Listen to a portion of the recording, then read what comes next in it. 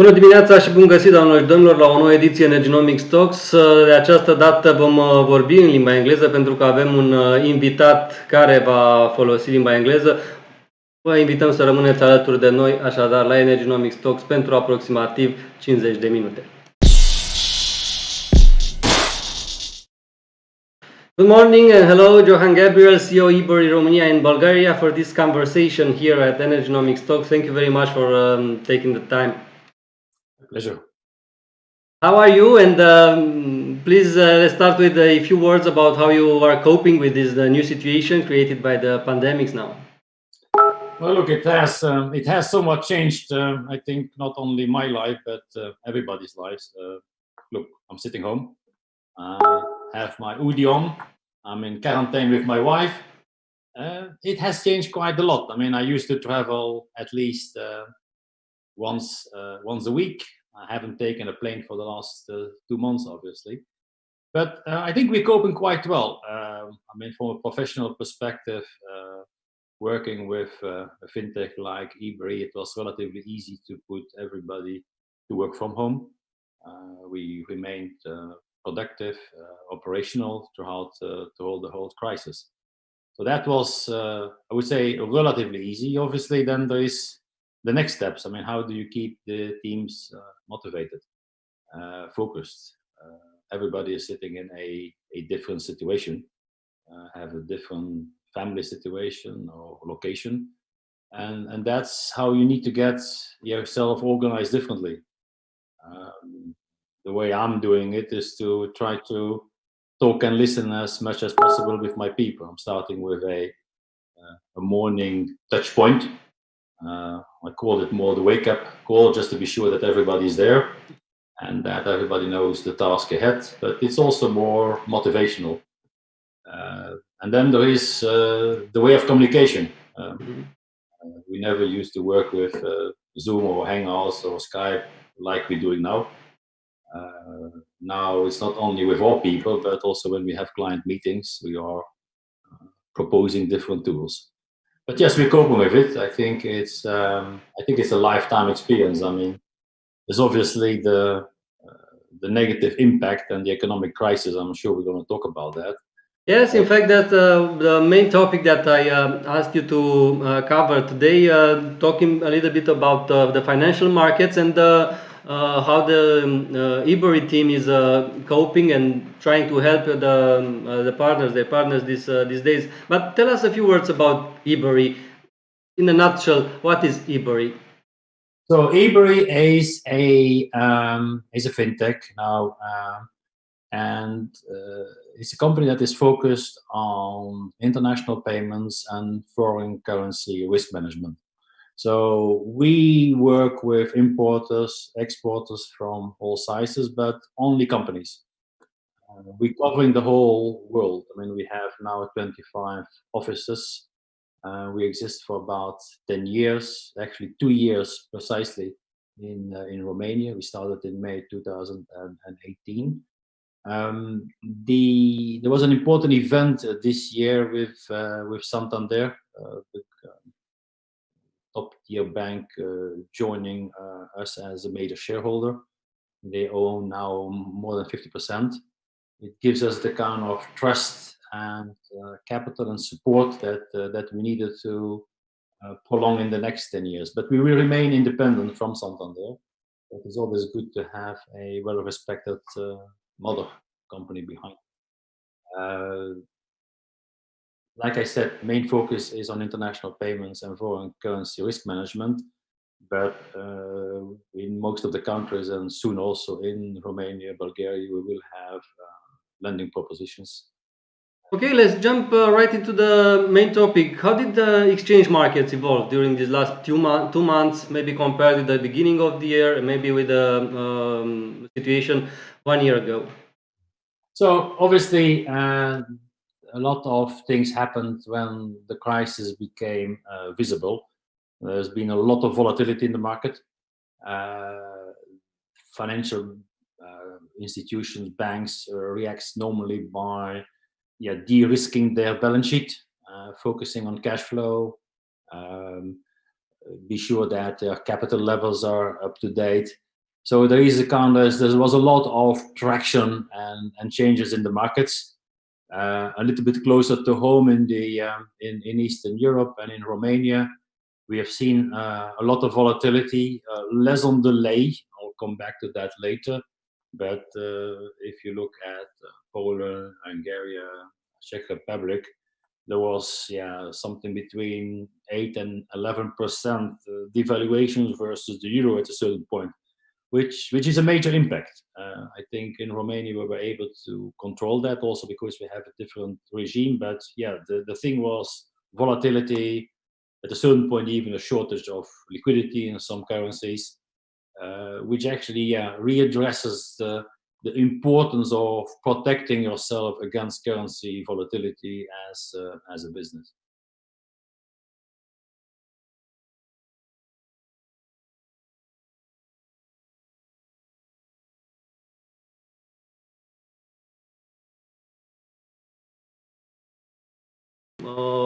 One percentage point in the last 2 months, maybe a little more starting from the beginning of the year. But please, we should put this evolution in context. Where was the Romanian currency compared with the euro, and where is now? Mm-hmm. Look, I think it's important to understand that Romania has a managed floating regime. That actually means that the National Bank of Romania, BNR, is interfering and trying to get the devaluation within boundaries. When I started first in Romania in 2009, I think the euro was about was about 3.6 day. I think today we are at 483. If you look at over the last 10 years, you can actually almost see a 1%, 1.2% devaluation per year. It's almost like you can put a straight line through it. And yes, there has been ups and lows and some speculative trends, but I think the National Bank, and I think they have done quite a good job there, have be able to put this into certain limits.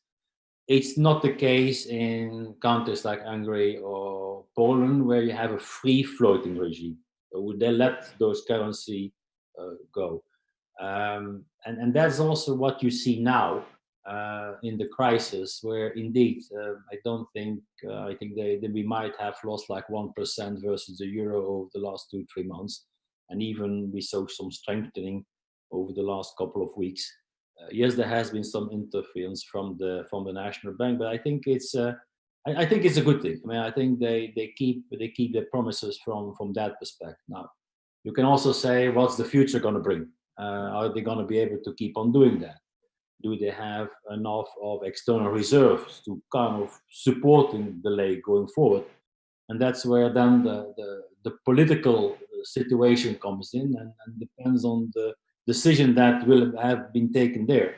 And I think the major risk there tomorrow is not that National Bank will change their strategy. It's more about a potential downgrade of the rating of Romania. I mean, that might jeopardize somewhat this strategy. That's why it's very important about what the politics will decide in the future.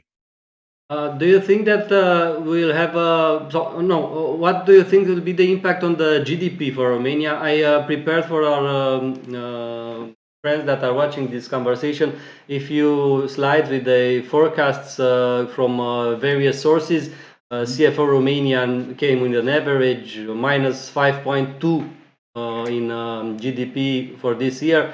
Minus 6 is the number from the European Commission. Minus 4.7 from the BCR, one of the largest banks in Romania, but also a plus 0.3 from the World Bank is probably an estimation not actualized in recent. I think it's very difficult to be. It's very specific. I think it's going to be a detraction of about between -4 and -6%. I mean, that kind of or estimations. I think the risk there is It's more also the budget deficit, which might end up to 7-8%. I think that's big. Um, on the other hand, there is also the National Bank has also decreased its interest rates to now 2%. There might still be some margin there. So I think there's some playground to done. And again, we don't know this crisis. Are we going to see a V curve? Yeah, going down, going up quickly. Is it going to be more a U curve, or is it going to be a W? It's difficult to predict, but I say -4, -6 is probably realistic in that range. I see. There is also this comment came from a researcher from Branca, Transylvania. He talked about a very good opportunity for Romania to start another type of investment strategies, taking into consideration all the support schemes that would be allowed now from the European side. And how do you think that might work for Romania? Look, a couple of things there. I think in a crisis like this, unprecedented crisis like this, what normally happens is that the central banks, in this case the ECB, and the governments, what they do, they create money and they create credit. That's what they can do. It's actually the only tools they can do, and they should do that. I mean, it's a good thing, but they should they should focus it on companies that were healthy before the crisis. A company that is healthy before the crisis, we should keep them healthy also after the crisis, and therefore there is a support that is needed. But we should not forget that by all this stimulus and guarantees and money, that at a certain point somebody will need to pay it.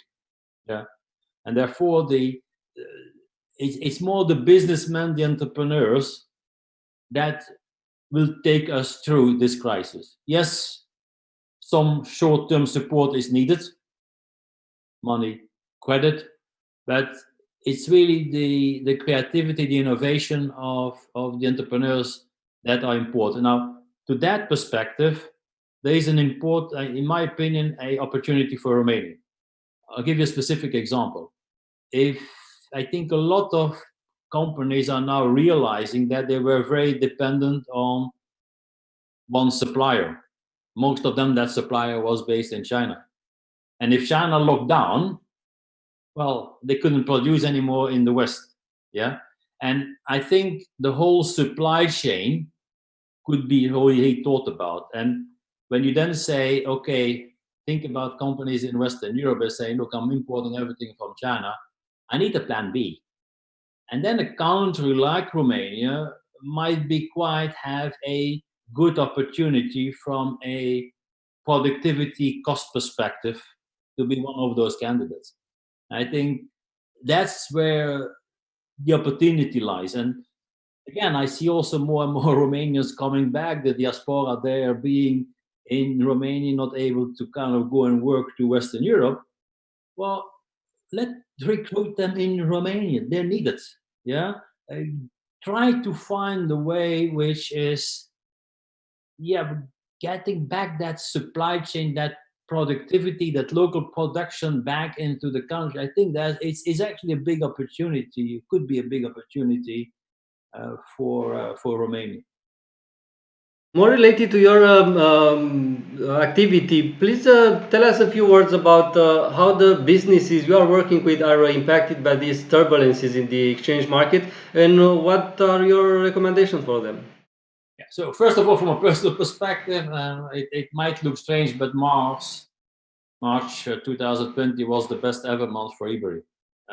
Again, we're living in a world, and the banks will know that also volatility is normally good for us. Yeah. Now, that's just a picture. I think going forward, we will only be as good as the quality and the success of our clients. I mean, we are in a service-oriented business. So for us, it's important that we keep in touch with our clients, that we inform them about the market, and that we support them.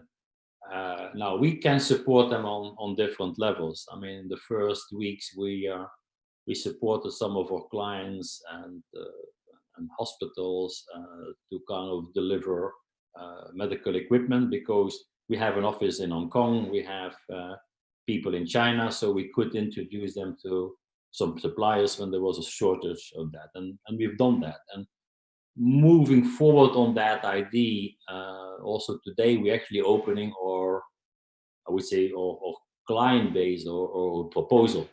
We call it client matching. To the earlier example about supplier and supply chain, it might be that companies have lost their supplier, or he's closed for business for some months. They might have lost clients, they're a distributor in other countries. Now, if you have a client base, companies of more than 45,000 like Ebury, well, look, contact us, give me a call. Maybe I can help in introducing you to potential suppliers, potential clients. So the idea is that, look, we in this all together. Yeah, everybody will have an impact of COVID-19 and the crisis there. But I think we're here to help and definitely support our clients, because ultimately we can only be as good as our clients, and that's why we're kind of happy to kind of do that.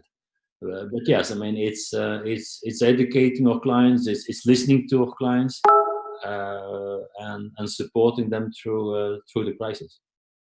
I see. In your client's activity, I suppose there is some seasonality in cash flows, taking into consideration the payments to the state budget, the taxes, for example, but also the seasons like spring, autumn, and etc. Are these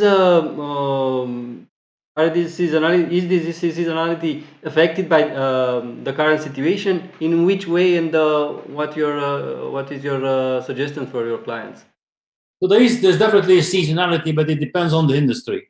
Yeah, if you are more in the e-commerce technology based, then well, okay, your big months are Black Friday, Christmas, New Year. So, but again, you need to start kind of ordering your products as of August, September to get them all on time. So from that perspective, you need to protect yourself against currency volatility. You need to place the orders. You need to make advance payments. So there's a lot of things there. The impact of tourism is, for instance, a completely different thing. Or if you are in the drink market, then the summer is the high period. So there's definitely volatility, but it depends more on the industry you are. With COVID-19, what we realize is that obviously most of the sales have dropped by 50% or more. And that means that still a lot of people are sitting on a lot of stocks. So there's relatively less orders out, and we don't expect that will pick up only gradually in the next couple of months. So people are sitting on stocks. There is a cash flow issue, so it's more in that area that there will be less activity in the next couple of months, and we really only kind of expecting that activity to really gradually start, let's say September, October.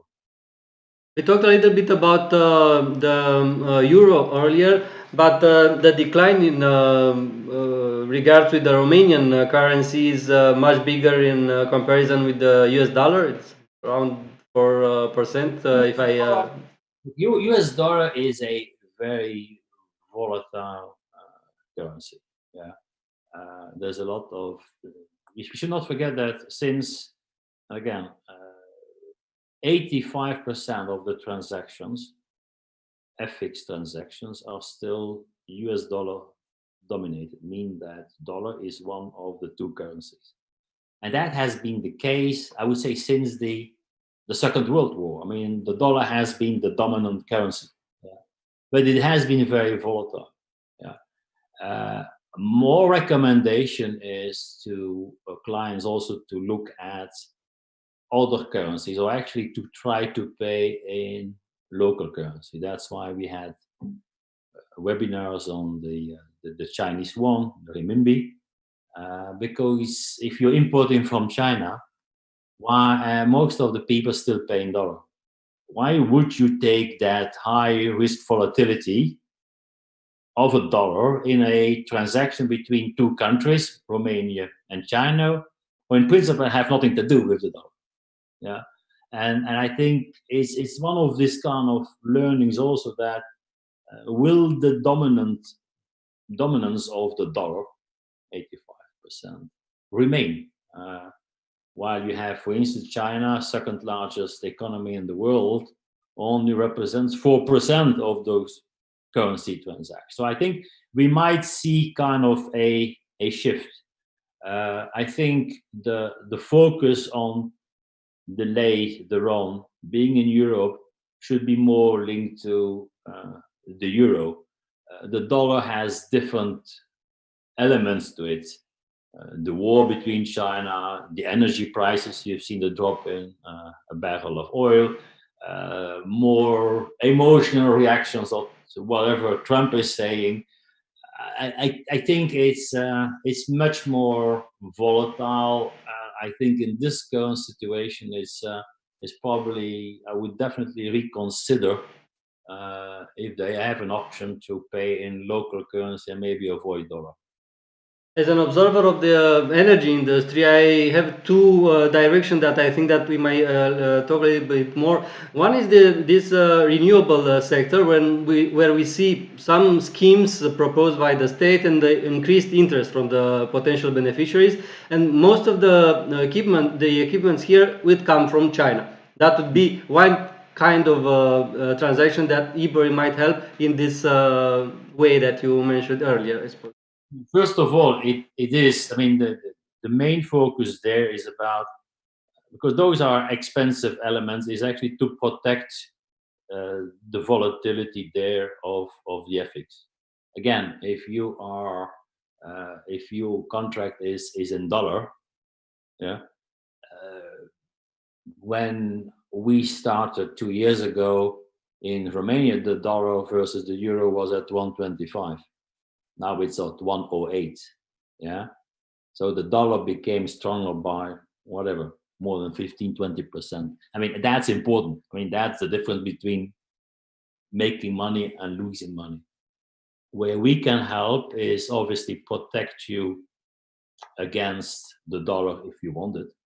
But we can also start a negotiation with your supplier, or you can do it yourself, to actually pay in local currency. We have Chinese people. We speak the languages, or at least they speak the languages. A lot of them might be our clients already. So we have been able to not only convince them to pay in Chinese yuan, but also kind of drop, I mean, in a way, have a more competitive pricing. I mean, if you're a supplier, put yourself now as a Chinese, and you will know you're going to get dollar. I mean, you might take a margin there also because it is volatile. I mean, ultimately, you will need to pay for your material and your labor in your own country in renminbi, not in dollar. So everybody takes a little bit of a margin. I think it's best for both parties to pay in local currency. However, there are some businesses in the energy sector that are completely linked to the dollar. That would be the oil and gas industry, natural gas. How would such company behave in such times in order to protect themselves? It's the same thing, but their recommendation is to, when you sign contracts, and those contracts are very tight with margin perspective, just protect your margin. Yeah, it depends on your risk appetite, but there it is protecting you against the dollar. I mean, we can obviously do that. I mean, it's still the core of our business. Yeah, 85% is dollar denominated, so we definitely a specialist in that. So if that is indeed in commodities which are still dollar dominated, then again, our recommendation is protect yourself, and then we can offer different kind of hedging solutions to them depending on the industry. Any words on electronic currencies from your part? Are you involved in this kind of transactions? About the Electronic currencies, the e-money. No, the Bitcoin, or no, we're not involved in that. No. Why is it? Why is that? It's too early. It's look for me. It's they're non-regulated currencies. we consider them still very speculative. Again, the whole system behind and blockchain, we're a big fan of that, and we definitely look at that. But the currency itself, it's again, we're not in speculation. It's the contrary. We actually want to protect, and we have chosen not to be there. I mean, never say never, but we don't have plans to move into cryptocurrency. Tell us a few words about the situation in Bulgaria. How is that market different from Romania for your perspective? Let me start with the currency first. So I've already explained the free floating regime, for instance, Poland. I have talked about a managed floating regime in Romania with some interventions in the national bank. And then you have a regime in Bulgaria, which is actually the euro, which is pegged against the leva, or the leva pegged against the euro. So it's always the same rate. So they keep it, they have their own currency, but it's linked. So there's no variation. Yeah. So, but that also means that their national bank doesn't have the tool of devaluating or the lever. It's the same thing. So that's, I think it's when you look at the emerging markets, the Eastern Europe markets, you have three currency regimes that are actually quite close. Bulgaria has, compared, and now I'm talking about COVID-19, has always remained more, less in a lockdown than, for instance, Romania. So they kept the activities, their businesses have been kept open. But yes, the expected economic downturn will also hit Bulgaria. And it's a relatively small economy. There's a lot of oil and gas, that perspective. So I don't see two major differences from an economic downturn than with a country like Romania. I see. And let's close up this area of COVID-19 with eventually some lessons to learn, some things that you believe that we will remain with after this crisis ends. Well, I think a couple of things. Let me repeat what I started is the whole supply chain manufacturing. I think people should rethink about it. We were very dependent on one supplier, and we have seen it also in the automotive industry. I mean, if you're missing a certain accessory that is coming again from China or India or wherever, and that's your only supplier, then it puts your whole productivity, your whole production down because you're just missing a small piece. I think people are going to need to rethink that, and I think that might also be in the energy sector. So think about your supply chain.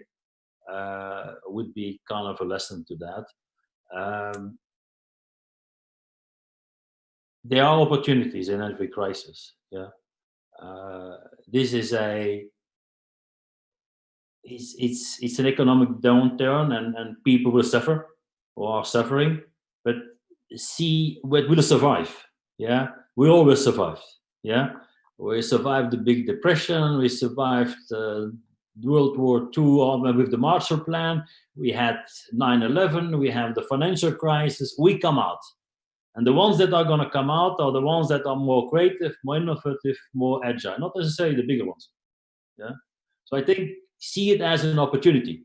I mean, it's not necessarily a lesson learned, but it's a lesson learned from the past. We'll get over this and we'll come out stronger. Not everybody, but it's the agile ones that will come out stronger. So see it as, how can I do things that, differently? How can I come out stronger? I mean, this is the moment where you're going to need to focus on your top 10, top 20% of talent who is going to bring you through it. I mean, that's important, I think, as a business leader. And then the reality is that, I mean, the way we're going to work is different. Yeah, we have a test world life where everybody works from home. I mean, why would we go back to normal? for sure there will be a percentage of people who are going to work home. I mean, I already talked to my people saying, look, I mean, I have no problem if you work from home 1-2 days a week. Yeah? And it might be good from an ecological perspective. It might be good from a traffic density. I mean, if 20% of the people work from home, you have 50% less traffic jams. Yeah, because it's not linear. So why would we go back to these things? And also from a travel perspective, I mean, why would I go and visit a client in Oradea? Look, let's set up a Zoom. Yeah, okay. We're still social animals. Ultimately, I would like to go and see him, but so the way of working will change, and people will have learned it live that it is functional. If you would have said, let's try it in a normal environment, we would never have this. Now we're forced to learn it.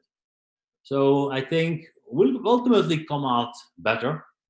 I think even nature might come out better. We might have a better work-life balance. And it's a natural kind of rethinking, restructuring of the energy. Yes, there will be winners and there will be those who won't. But I think it's a great opportunity also for the young generation, because again, it's not like the oldies know how to do it. Nobody has ever had this kind of crisis. I've never worked from home. I've never been home for 2 months. And it's especially this new generation by saying, look, now we can really do something here. There's no books being written about how to handle a corona crisis. There will be a lot of books being written 2 years from now about how we should have done it. But for the moment, nobody knows. So I take it as an advantage, take it as an opportunity. It's interesting that one of the lessons that you extracted very much echoes one of the sayings from Charles Darwin, I believe. He said something like, the survival is not necessary for the smartest or for the strongest, but for those that who adapt better. And that seems to be the case also for the economy at this moment.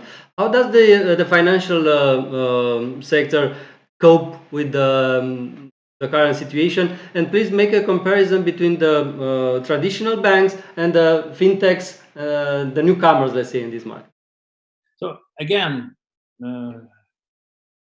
the same thing. I think the ones that will come out as winners will not necessarily be the really large banks. It's going to be the banks that are more innovative, more agile. Now, the advantage that they normally have is they have the capital, they have the support, so they can do it. But still, they might have the legacy or the lack of innovation, and those will not survive. On the other hand, obviously, there's a lot of startups also in fintechs. And if you're in the early days of your product and you might be lacking capital, cash flow is not there, your returns are not there, you might suffer also. Yeah. But again, I think there is a sweet spot between, you're going to see quite a lot of fintechs that will jump up. There will be some banks that will be successful, but others will fail. My recommendation is not different than before the crisis. It's customer experience and customer service. Your clients need you. I mean, they need to feel supportive more than ever. Yeah. So if that is through lending, to extensions of payback, or some good advice how to protect you, or even like I was mentioning about Ebury, introducing yourself to other suppliers, other distributors, I think that's ultimately very important. The clients is the most critical thing for also the bank. They should not forget about that. So if they think about we limiting our lending, we are controlling our balance sheet, of course you need to do that, because you first need to survive yourself. Yeah, but don't forget, you can only be as good as your clients. I think client service is going to be very important. And then, I mean, it's all about creativity. Find your way in this new economy. I think it's a perfect moment to ask you to say a few words about the plans that Ebury has for the next 6 months or 12 months. What are is there something new, some projects that you are working on and you are starting to launch? Look, I mean, we'll definitely extend. I mean, we are already 20 plus countries, but we'll be in more. We want to be in 40 countries. With Santander, obviously, there will be a push towards Latin America.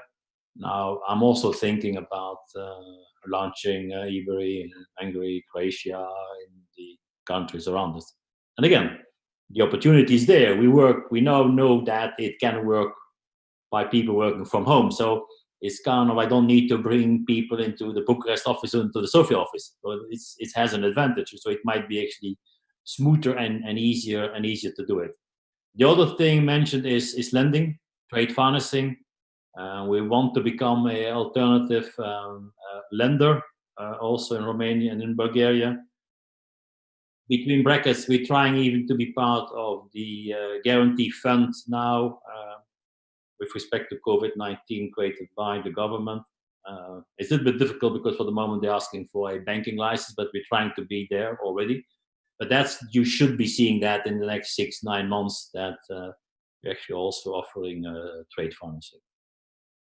Thank you very much for your comments and insight. If there is something else that you'd like to add now, we are nearing the closing of this conversation. If there is something that you might want to add at the end of this conversation, please. Now, look, I mean, I know it's a economic downturn. I think a lot of people are struggling, maybe not see perspective, but we will come out stronger. I mean, be optimistic, be creative, and again, if we, Ebury, myself, we can be of any help, don't hesitate contacting us. Thank you very much. It was Johan Gabriels, CEO Ebury Romania and Bulgaria in this conversation.